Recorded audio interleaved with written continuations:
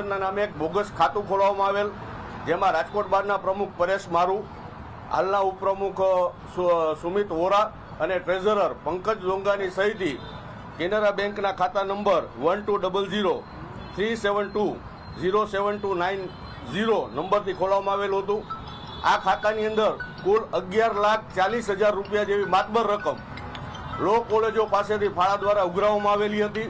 મારી માંગ સ્પષ્ટ છે કે આવા ભ્રષ્ટાચારી લોકો કોઈ પણ સંસ્થામાં હોય તેને કદાપી ચલાવી ન લેવા જોઈએ. મારી ઉપર જ્યારે એલિગેશન દીધું તો મને તો સાંભળ્યા વગર જ 2.5 વર્ષનું સસ્પેન્શન હું આજની તારીખ સુધી સહન કરું છું. તો આ તો પુરાવા સાથે હું આપું છું. તો એ લોકોને પણ સસ્પેન્ડ કરી એમને પણ આગળની કાયદેસરની કાર્યવાહી ફેસ કરવાની તક બાર કાઉન્સિલ ઓફ ગુજરાત અને બાર કાઉન્સિલ ઓફ ઇન્ડિયાએ આપવી જોઈએ. એક સસ્પેન્ડ અમારા વકીલ જિગ્નેશ જોશી દ્વારા જે આક્ષેપો કરવામાં આવે છે એ બેબુનિયાદ આક્ષેપો છે.